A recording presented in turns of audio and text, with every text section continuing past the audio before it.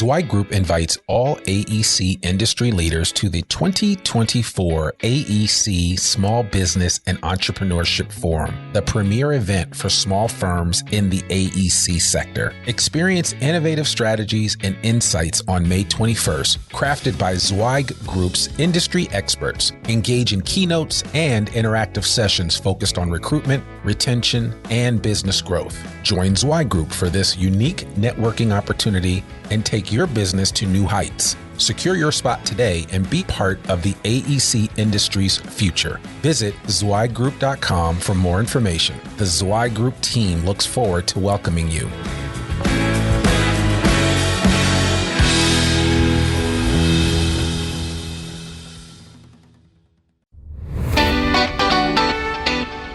Welcome to the Zweig Letter Podcast, putting architectural, engineering, planning, and environmental consulting advice and guidance in your ear. Zweig Group's team of experts have spent more than 3 decades elevating the industry by helping AEP and environmental consulting firms thrive. And these podcasts deliver invaluable management, industry, client, marketing, and HR advice directly to you, free of charge. The Zweig Letter Podcasts, elevating the design industry one episode at a time.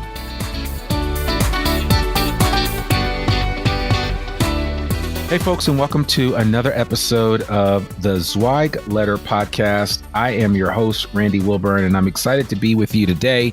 I'm excited to talk with this next guest of the podcast. We are always endeavoring to bring the biggest thought leaders in the design industry space to the Zweig Letter Podcast, and I think today's guest will be no exception. But without further ado, I'd like to welcome Burke Pemberton, CFO and principal of Stok from San Francisco, to the podcast. And I believe you might be in Colorado, if I'm not mistaken. Is that correct? That's right, Randy. Thanks for having me. Yeah. I'm in Denver right now at our fastest growing office. We just got the 20 people out here, so that's pretty exciting. Yeah, that is exciting. And you guys allowed no hay to grow under you even during the pandemic. I think you added like 19 people at a time when most design firms were not adding a lot of folks. How did you manage that? Yeah, well, the word on the street, and I've talked to some of our folks, is that, I think we've invested a lot in our talent brand and our talent strategy and our human capital development, and, it can always be better, but we really focused first on our culture, on, just equitable governance and compensation practices and transparency and good communication. And, we targeted, I think an industry normal turnover is around 12% firm of our size. And we've been well under that the last couple of years, and would like to attribute it to what we've invested in our culture. But, it's maybe there's not enough data yet to answer that, inexplicably, but that's what we believe at the moment. Right. Well, let's roll with that. I certainly would have no problem taking that explanation. For our audience, why don't you just give kind of an overarching view of the marketplace that you serve within the design industry there at Stok? Sure. Yeah. So, we were founded in San Francisco in 2008 as a sustainability consultancy, and we've grown to be an interdisciplinary team of experts in the built environment. We work with real estate owners and occupiers to ensure that they're investing wisely in their built environment. And we provide sustainability consulting, energy and performance engineering, real estate, workplace solutions. And we work across sectors to balance financial performance with environmental and social goals, ideally resulting in high performance buildings and exceptional human environments. So we have clients with, a lot of our clients are, like the corporate occupier types, but we also do a lot of development work or even AEC driven and led work. Yeah. So, and you guys have worked with like Salesforce and Uber and Google. So you've worked with all the big names, and I'm sure you've worked with a lot of smaller firms as well that can appreciate the breadth of experience that you bring to a particular project. How have things changed for you guys since 2008 to 2022? Yeah. That's what, 12 years? No, that's 14 years. I don't want to shortchange you any time that you guys have been in existence. That's 14 years of making it through the worst financial meltdown that we've ever experienced. And then actually you guys were birthed during that financial meltdown. Right. And now a pandemic. So you guys have made it through. You guys are survivors. Yeah, a little bit opportunistic, but a little bit of strategy in there as well. We grew up with LEED for sure. LEED Gold was code requirement in the Bay Area when we got our start. And I don't think you can say enough about how much those regulatory drivers have driven our industry. And LEED was very smart with how they, sort of ramped up and kept moving the bar up and up so that a market could develop for all the materials and supplies that were needed to meet that level of certification. So we started off doing a lot of LEED certifications and sort of grew to be the ancillary services that come along with that from an engineering standpoint. You have commissioning, you have energy modeling. So we grew our energy engineering practice. And a lot of that work was either with developers or building owners or sort of working with architects to help them deliver on their design scopes. And that's how it was in the beginning. And I want to say until like 2014, 2015, when we really started to do a lot more strategic work that was with the corporate sector. And that's just such a different type of engagement when you go from sort of meeting a code compliance to really trying to do something that's cutting edge, right? And we really wanted to push ourselves to be advising on the most high performance, healthy, spaces that were being built in the world. And what happened with the corporate sector was they wanted to do more than compliance, and their employees and their shareholders and their stakeholders were demanding, high performance buildings. And that started with energy, and then it moved, more broadly to carbon and embodied carbon. And now we have teams of materials analysts that vet all the different types of materials and build databases for our corporate clients who have standards that we've helped them strategically develop to align with their own commercial corporate sustainability goals and to make sure that their real estate fleet is helping them meet their carbon goals. So that it's been an organic growth, but sort of the demand for the business came initially from the regulatory environment, and now it's really coming from the market, I would say. And now we were founded in 2008. Literally, our founder was driving across the country the day to start this company up with his partner the day that Bear Stearns went under. And he's listening to it on NPR, on the drive across.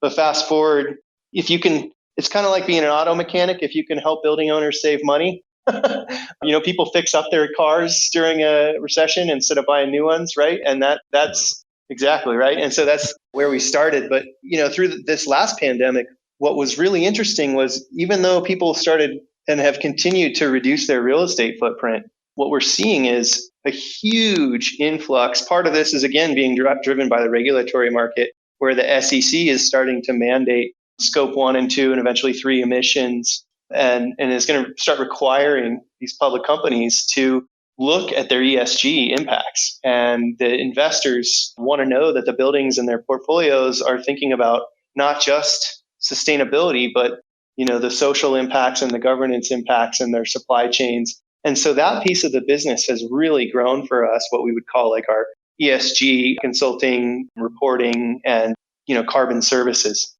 Yeah, and as I think of that, I'm thinking of companies that want to take a much more holistic approach to not only the buildings that they acquire, but the companies that they acquire, to make sure that those new entities, those new physical properties are in alignment with how they want to do business and to do it in a sustainable way that lasts for the long term. So, because I don't know about you, I don't know how many kids you have, but I've got 3 kids, and I want to see them be able to appreciate things in the future. And we have to be good stewards about what we have right now. And we are still a long way away from getting to that place of global acceptance of understanding that, we only have one Earth, and we've got to treat it well, and we've got to do the things the right way today, make the investment today for tomorrow. But you guys are kind of at the forefront of that investment that is taking place for those people that actually get it. And some of it has become because of regulatory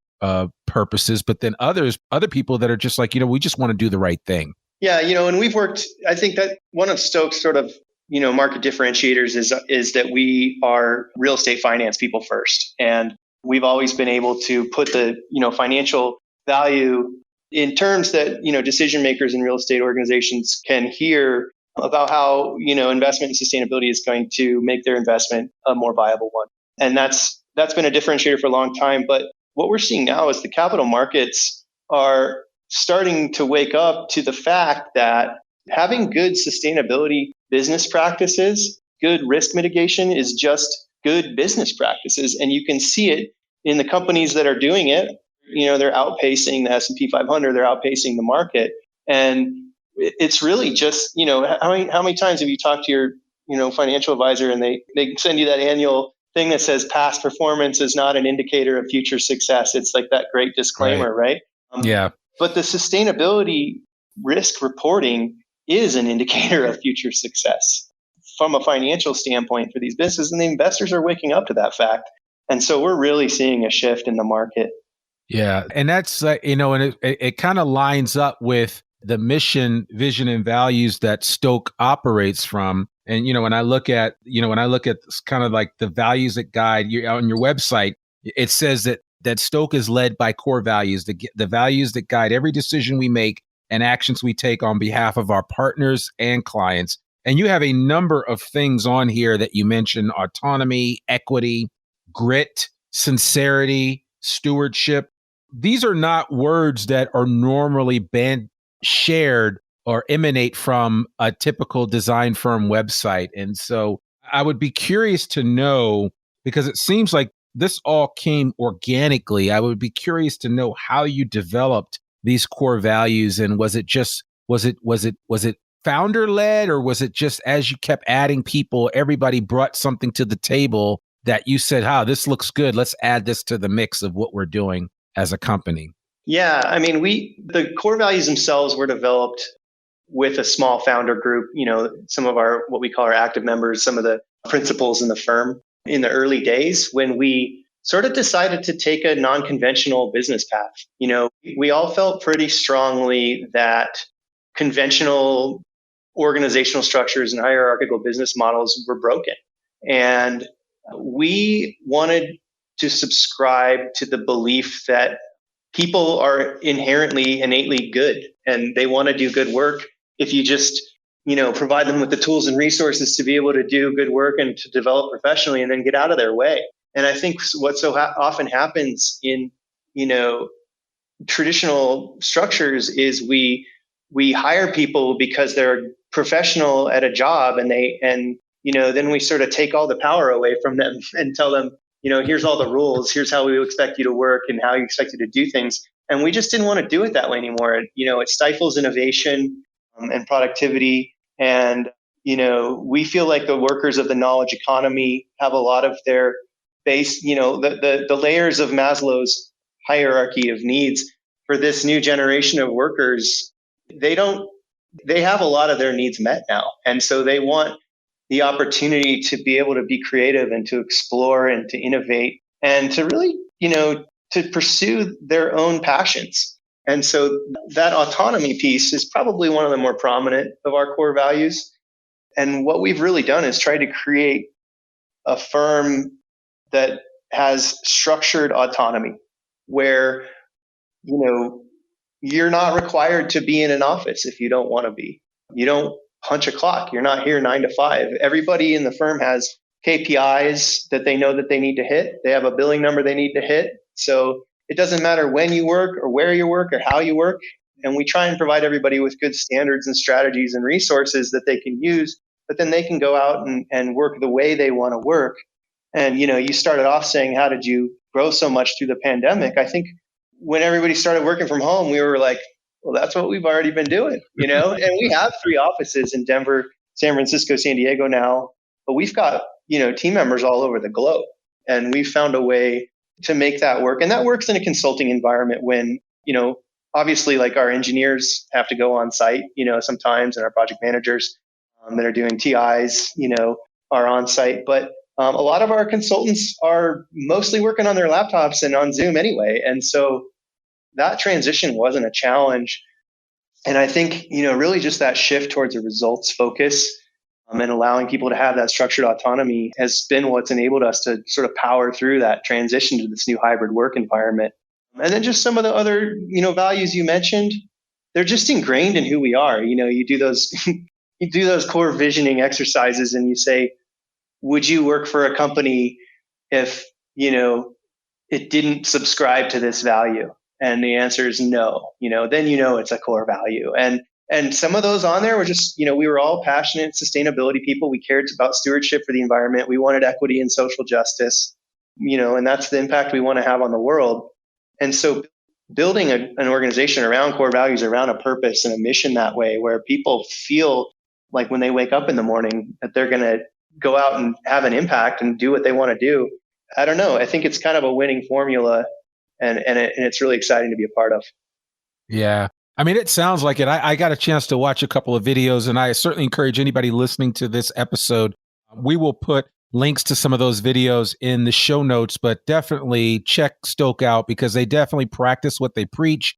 And you had a really great, really short video. It was only like 5 minutes long that it was kind of ushering out 2021 and welcoming 2022. And you highlighted all of the really outstanding things that happened. And some of it was client related, but most of it was the way that your people came together and all the successes that they had throughout the calendar year. And I was really impressed by that. And it spoke volumes because you not only say it, a lot of times people write stuff on their website, they put stuff out there just for window dressing, but you guys it appears that you guys really are walking the walk and talking the talk when it comes to all of these core values. And that is at the very essence of who Stok is as a company. So if somebody were to say, oh, I want to work with those guys, I wonder what they like. You guys are like WYSIWYG, right? What you see is what you get. WYSIWYG, right? Yeah. I mean, yeah. So, I mean, I think that's important because a lot of times, people put on a good front, especially in certain industries, in certain verticals and markets. And the design industry is they're not immune to this. I mean, it happens, but, it's refreshing when you see a firm that really is doing what they say they're going to do. And they're not looking at exclusively just, how much can they make? What is their ROI going to be? But they're looking at the totality of the impact that their footprint of an organization has on the world, right? I know that's a big statement, but it just appears that you guys are putting that into practice. Yeah, well, thank you. I appreciate that. It's good to hear, we're our own worst critics, right? And it can always be better. But I will say, I think the way to authentically sort of live to an organization's values, the way we strive to, is really by being transparent and then listening and then communicating and following up. And so we make a lot of effort to ask our team members, how are we doing? Are we doing what we said we were going to do? Is there a way we could do it better? We have these constant feedback loops. We do it in a lot of different formats too. We'll do it in town halls. We'll do it in engagement surveys, pulse surveys. And even, we have a couple different programs set up where people have a designated, what we call our people role, or a mentor where they can confide in and say, hey, here's some things I'm struggling with. And we sort of funnel all that into the governing body in the organization that makes sure that we're staying on top from a strategic initiative standpoint, staying on top of these commitments to our values. And it's not easy, and we don't do it perfectly all the time. Rome wasn't built in a day, and there's been definitely some iterations. There's been mistakes made. But, if you're not afraid to learn, if you're trying to learn, the best way to do it is to make mistakes, right? Fail early, fast, and often is what they say, right? And so, we've made plenty, and we try to learn from them each time and make a little bit less and become more efficient over time.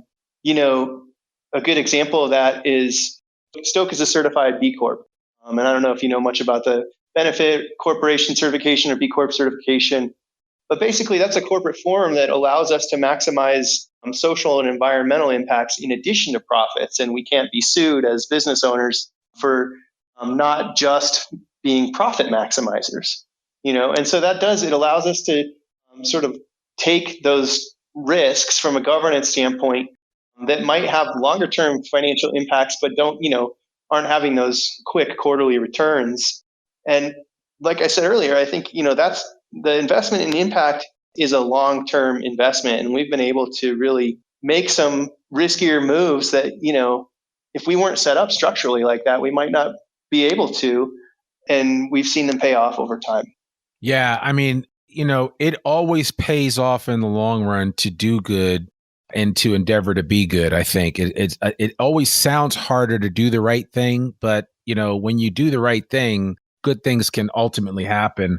You guys, I read an article that you guys put out a while ago about biomimicry, and there's some really interesting lessons, and there's way more than we could ever unpack in that article on one podcast episode. But since you brought up a couple of the topics that were mentioned in this article, I would certainly like to talk about them. And I encourage everyone to read this article in its entirety, because you will find some really strong lessons that you can glean from the information in here. And it will take you back to 8th and 9th grade science classes that you probably didn't pay as much attention in as you should have. And there'll be some reminders in there about how not far off we are from nature and the things that happen in nature, and how those same ideals and situations also happen, and you can show parallels to them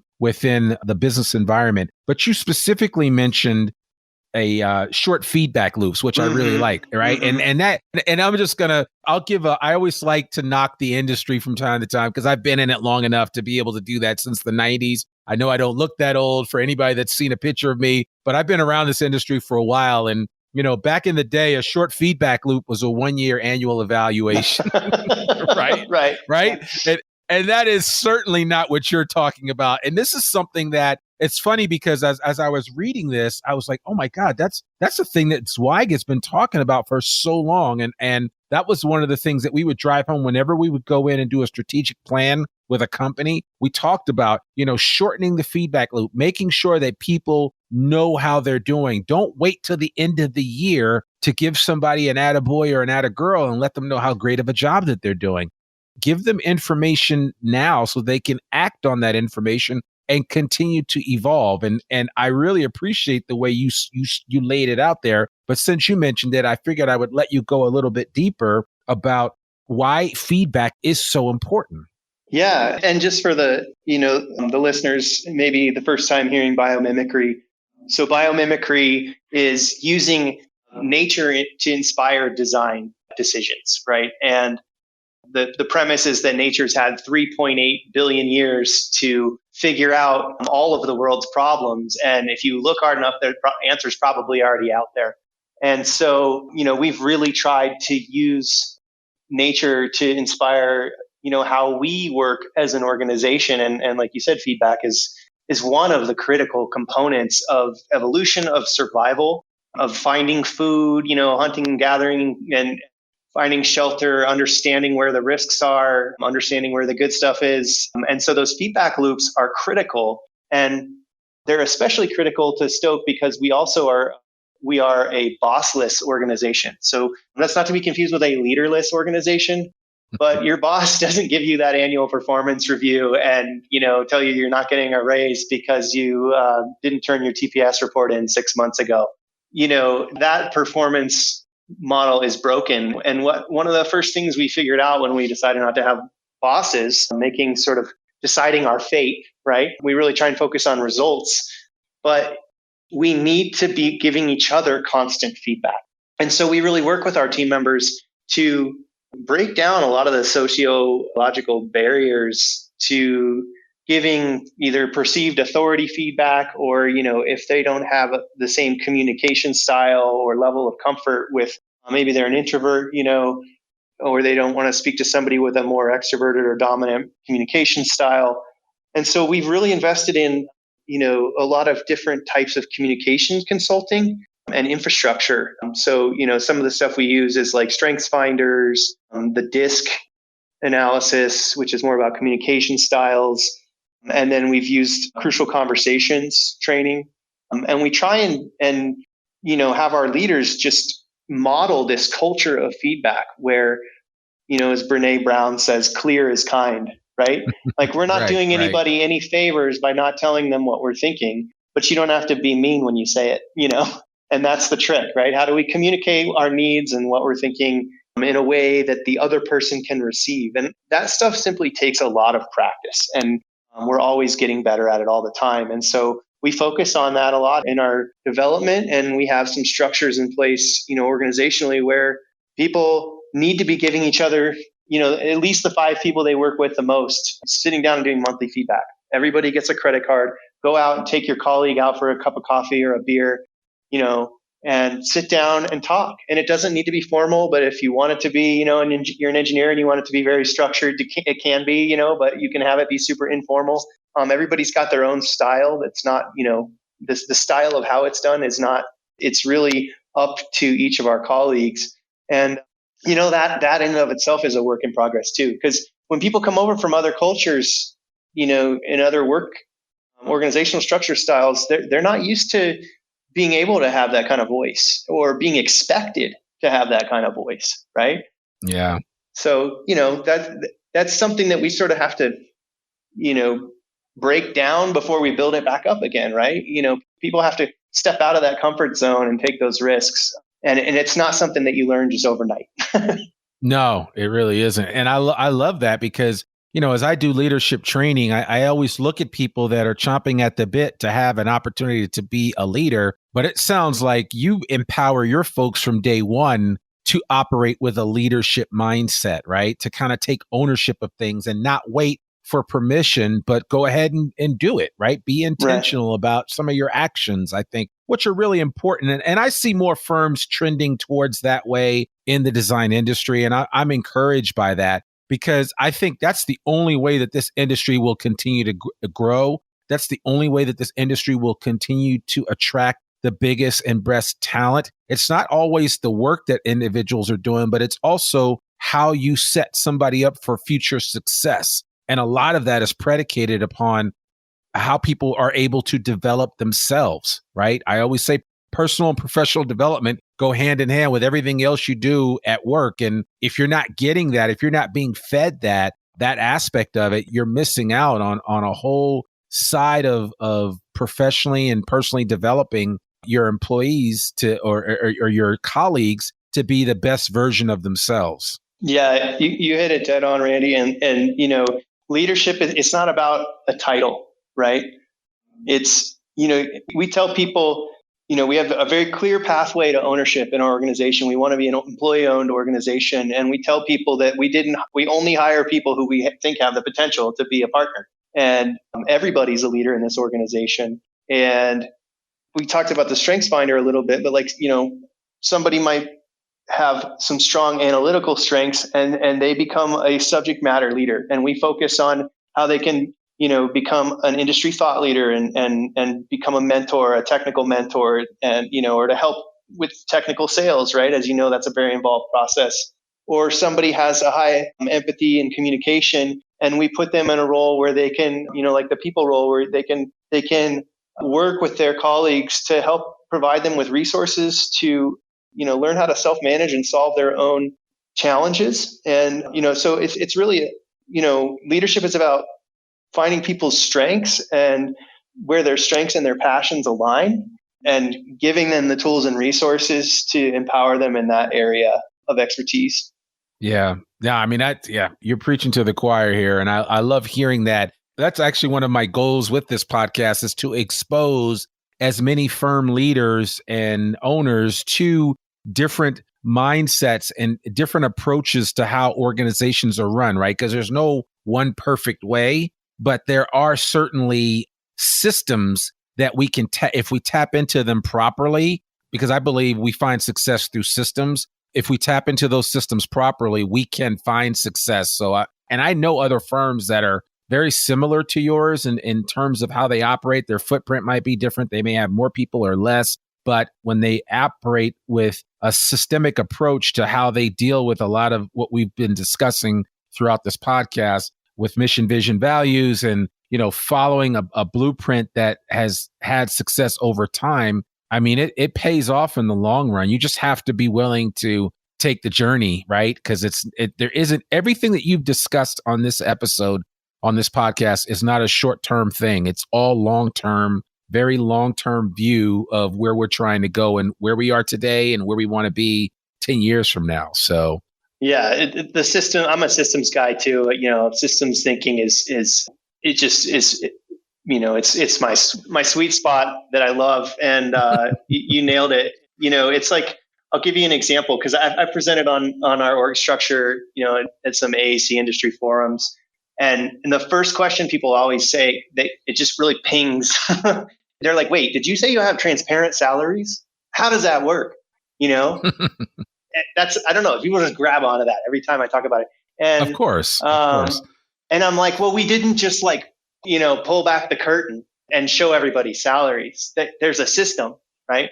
Because you can tell everybody what everybody makes as long as you can tell them why they make that, right? And so we have very clear KPIs, very clear objectives.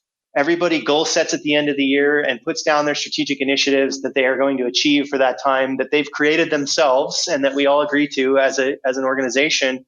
And then we hold ourselves accountable. And when we meet our objectives, then we justify the compensation. It's pretty prescriptive. It's very objective. It's very data driven. It's not fluffy.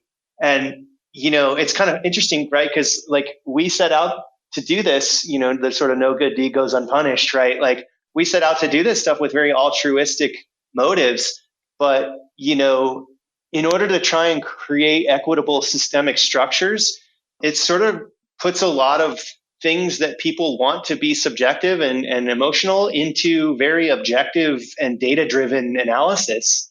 That's a lot of how inclusivity and diversity is achieved, is by looking at the numbers and saying, we need to change this. And because there's not parity across, these different stakeholders.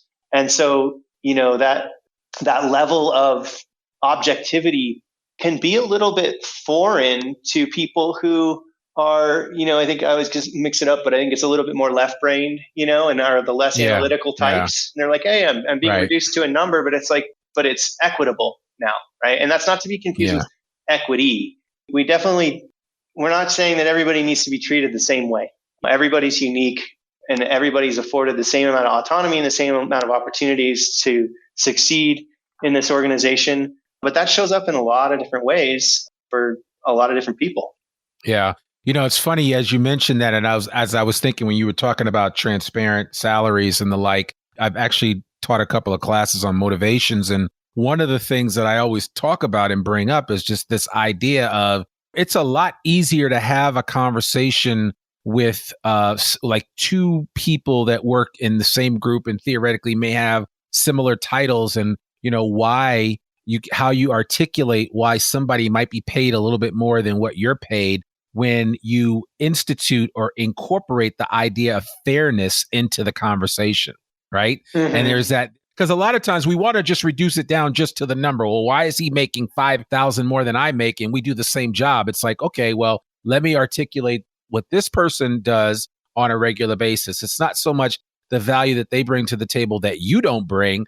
It's just fair for us to pay this individual X amount because of these things that they're able to accomplish on a regular basis. And it's not to say that that individual that you're talking to can't achieve those as well, but it just it creates an easier platform for you to operate from when having those conversations, right? Because they can be difficult conversations. But once you start instituting fairness into the conversation and articulating, across the spectrum of an organization, why people make what they make, then it's a much different conversation than just reducing it to ones and zeros and saying, well, this, Bob makes the X and Sally makes X, and that's just why it is, because that doesn't always compute for people. Yeah, that's right. And, it's like it's always a challenging conversation, compensation, right? It's never an easy conversation. But if you can point to some sort of guideposts and say, and make sure you're putting all the expectations out there ahead of time so that there's no moving goalposts, and try and make sure that the data is visible for people to see their progress and how they're doing. All that stuff is really important. And that doesn't mean that we don't get into the situational nuance, the salary conversations. But that's one of the things that we set out to get rid of. There's a method and a reason and a rationale behind transparent salaries and the process behind it. And that's because, historically marginalized workers have not felt as comfortable negotiating what would be considered a fair salary. And so we wanted to take the negotiation out of the process, right? And so we make salary decisions, and then we send people a letter and say, here's your updated compensation for the year. And if you want to sit down and talk about it, let's do that. Right. And so you'll know what to do next time. And so we get folks engaged in the process, but it's not a discussion because people aren't going to stand up for themselves necessarily and ask for what they deserve. And so we need to put a little bit more thought into making sure that people are being compensated equitably. And we have a whole committee dedicated to that. We call it our Membership and Compensation Task Force. And we've got members of every team, and our finance and our HR groups sit on there, and anybody can sit on this group. And we make all the decisions about compensation, profit distributions, pathway to ownership. Benefits. The benefits lives just in the culture HR group itself. Okay. But as far as, this sort of the more monetary types of compensation, anybody can sit in that group and anybody can put forward a proposal. And so the policies aren't coming down from on high. They're coming from everybody in the organization. And then we look at a guideline and we say, well, if we did that change, we wouldn't be able to meet this guideline of X% gross profit or whatever it is. So, we're going to have to tweak the policy this way. But once again, it provides that transparency into how we're making these decisions. And if you have an issue with it, you can be a part of the decision, right? Yeah. And so that's more of that feedback loop, right? It's like, okay, if you have something you're concerned about, we're providing an outlet for you to plug into to basically express your concerns. You might not get what you want. You might, you might not have all of the context of the organization. It's like when my toddler uses a swear word and I tell her she hasn't earned the right to say that yet. You find out that there's a lot of reasons why things are the way that they are that you didn't know about, but at least now you're educated, right? Yeah. So, sure. But yeah, just, I think having that ability for anybody, whether they're straight out of college or they've been, working for 30 years, to sit in that group and say, hey, I think we could do something a little bit differently to be more equitable with our comp. I think that's a big part of it. Yeah, no, I love that. So I'm assuming because of this conversation that we're having, is it safe to assume that you guys practice open book management from an accounting perspective? Yeah, I have. I mean, most of our financials are transparent.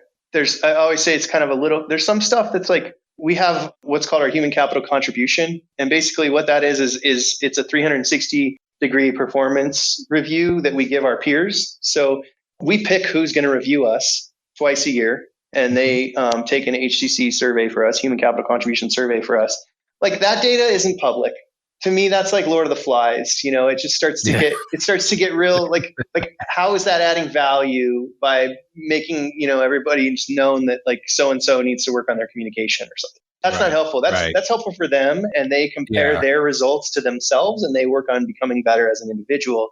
But as far as like company-wide financials, you can go on our intranet and see our P&L. You can see our valuation. You can see our budget, all the margins. And I give financial updates all the time. Our controller's giving them quarterly. We send out reports to the whole company with how everybody's doing on all their KPIs. Everything's out in the open. Again, when you don't have bosses, the hive mind it's peer pressure that holds people accountable. That is like self-management theory 101, is that there has to be this sort of peer pressure mechanism, which is another form of biomimicry.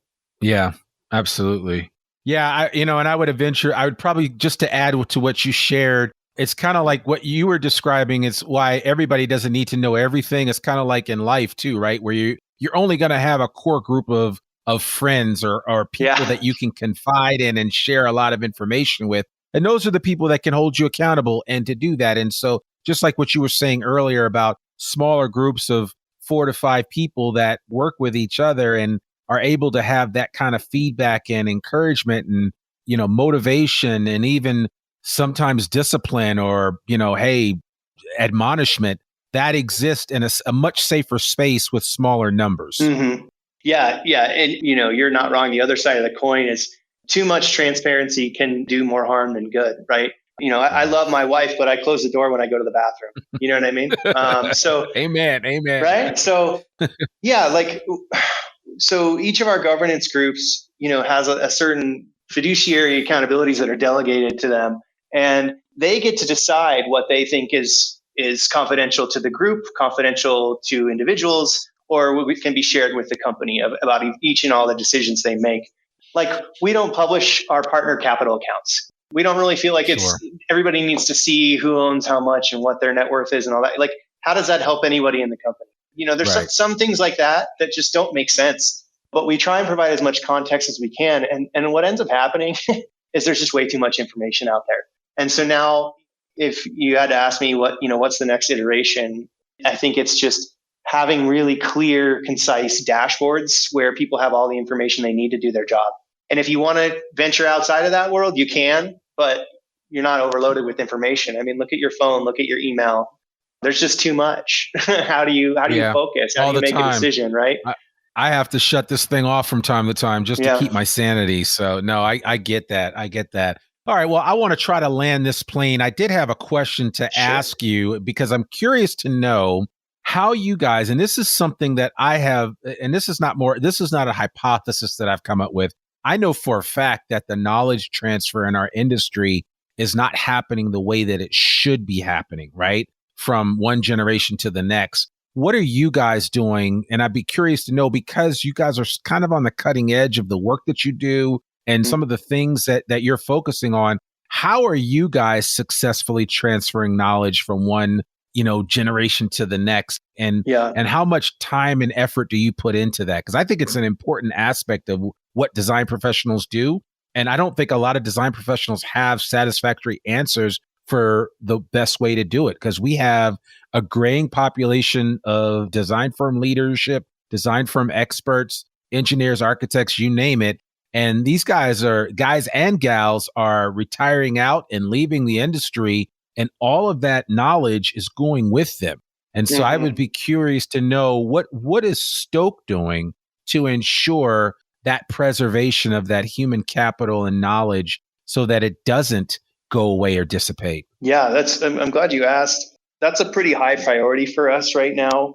We've sort of been in this rapid growth phase for a while. And if you aren't paying attention, you can develop a lot of inefficiencies where everybody's got their own way of doing something, and then somebody leaves and, nobody understands how they are managing their projects, or the subject matter expertise related to that. Right. And so I think some of the stuff. Have you ever had Chris Parsons on this show from KA Connect? Yeah, I know Chris Parsons very well. Yeah, so that guy's my hero. He's one of my heroes too. He is so awesome. Chris, if you're listening, you got to come on this podcast. And I know that you have an open invitation. And I know he's working on something with KA Connect that's really important to him. And he's the kind of guy that does deep work, right? Yeah. He's like the design industry's version of Cal Newport. So he's hyper focused on what he's hyper focused on. And I can't wait to see what he's got cooking in the lab and when he comes out with it. But no, I know exactly who you're talking about. Yeah. Okay. So Chris Parsons, KA Connect, Knowledge Architecture, he inspired a lot of our data-driven management, knowledge management approaches. I saw him speak at a conference. It was like 2016, maybe. And I was just like, wow, he's got this periodic table of knowledge management. If you haven't seen it, I'll send it to you. Oh, I've seen it. It's impressive. Yeah. And so we might have 7 of those elements, and there's like another 40 on there. And so we're trying to figure out where the most value add is by biting those off one at a time. Right. And, I'd love to be doing better at knowledge management. I think some of the stuff we do really well is, and it is part of this self-managed structure, is we have this culture of what I call working out loud. And so what we do is, we encourage people who are subject matter experts to get up in front of the company and present what they're working on, whether it's a cool project or, the latest, accreditation that in their field that they're working on and how they achieved it, or something. And so they'll put together a deck, and they'll present it to the company, and it gets recorded and it gets filed in our knowledge management system, and it's searchable, and if there's a taxonomy. And so a new hire comes in 2 years from now and they want to know, they want to see presentation on ESG or carbon accounting or whatever it is, and that stuff lives in there and it exists. The other piece, and it's not sexy, but it's standardization. I mentioned, like, we've looked across the firm, for example, and been like, oh, we've got Box, we've got Dropbox, we've got SharePoint, we've got like 12 different file sharing programs that we're using. Let's pick one, How many different task management softwares are we using? Smartsheet and SketchUp or whatever all the different things are, Bluebeam, for PDFs. And so standardizing, it's not going to have all of the features that everybody wants, but if you pick a sort of neutral platforms that you can develop on that are going to, have staying power in the industry and aren't going to get destroyed by updates, and be sort of tech agnostic enough that you can build on an infrastructure, getting everybody working on the same platform so that there's a seamless transfer from when a person applies for the job all the way through their life cycle with the organization. It's all in one place. That's the kind of stuff we really try and focus on and build those inefficiencies in there. But, I think you were talking about succession planning. Stok's a pretty young organization. When we think about succession planning, we think about, long-term employee ownership, not as much so as knowledge transfer, but that's become an issue as we've grown really quickly and we have people moving quicker into senior leadership positions. And it's like, how do they impart their knowledge onto others while they're trying to take on this additional responsibility so that they can pass off their old responsibilities? And so we're having to, once again, it's about standardization. It's like, here's the way we do this. Here's a template for that. Like I said, it's not sexy, but it's a huge investment. We have an entire committee. Every team has a person, we call it our Kaizen group. And, every team has somebody that sits on this group that's constantly updating the knowledge base, tools and systems, making sure everyone has access to them, making sure they're updated. So, yeah, I don't know. I hope that answers your question. No, it definitely does. And I'm glad to hear that you guys are thinking about it with some intentionality, because I think there are a lot of design firms, a lot of your peer firms out there that are kind of behind the eight ball when it comes to this and haven't come up with a way to transfer this information. I love the lunch and learn idea. I think firms should consistently and always be professionally and personally developing all of their staff. I mean, number one, aside from the fact that it's a great retention tool, you just want to put the best product out there. And because people are your product, you want to make sure that you're putting the best people out there in front of the client, that they are well informed and that they know what's going on. And I just, like you said, I mean, we sometimes we're comforted, we're lulled into this sense of false security because we have these devices. And for those of you that are listening, I'm holding up my Apple iPhone 12 or 13 or I don't know, whatever it is, pick the latest phone. And we have those, but there's so much more that needs to come. And a lot of it is transferred individual to individual, not a phone to individual or data or technology to individual, but it's transferred from one to another. And I think the firms that are going to find success in the future, are going to really take knowledge transfer very seriously and make sure that they have a system in place to afford everyone the opportunity to gain as much knowledge and understanding as they can within their area of expertise and knowledge. So, yeah. And I think, what you've probably seen in our industry that's pretty common is as a lot of these AEC industry firms grow, you see that sort of like principal-led regional model where there's not a sort of a central brain, which, in a biomimetic system, like the starfish, you chop off the spider's head and instead you chop off the starfish's arm and it's fine, it grows back, and I think there's a lot to be said for that sort of agility of that model. But when you lack there's certain systems that need to be centralized. And I think, marketing and knowledge management and, HR for sure need to be central. And I would say, finances as well, just because you get the data is so valuable. And so when you've got all these different offices operating on all these different systems, there's a lot of inefficiencies there. And then, like you said, there's a lot of knowledge loss because you're not archiving it in a central way. So I think there is an argument there for some central governance and some centralized standardization. Yeah, no, without a doubt. And if nothing else, and I always ask this question because I really do want design firm leadership to be thinking about this all the time, because it is one of the challenges that we face, but it certainly is. It's one of those questions that you need to be asking early and often, as opposed to, randomly during some breakout session that you have once every 2 years, because it needs to be at the forefront of your thinking. Yeah, why bother? Why? Then you just get everybody's hopes up, and then you go back to the old way of doing it, right? Yep. Exactly. Which sounds like Stok does not do things the old way. And so as we wind this up, how bullish are you about the future from your lens, from Stok, right? I mean, in terms of the work that you're doing, the people that you're working with, the opportunities that are in front of you, how bullish are you on the future in the design space? Oh, I'm so bullish and I'm so optimistic. The demand for the type of work that we do is so pressing, and it doesn't matter. I went and saw a really great speaker. I'm not going to promote him because I don't really love his message, but he's an environmentalist, but he sort of has this mindset of like, it's not as bad as everybody says it is, which I don't necessarily subscribe to that mindset. But I think what we're starting to see is that whether you're on the conservative sides of things or on the liberal side of things or everywhere in between, everybody agrees that we need to reduce our carbon impact.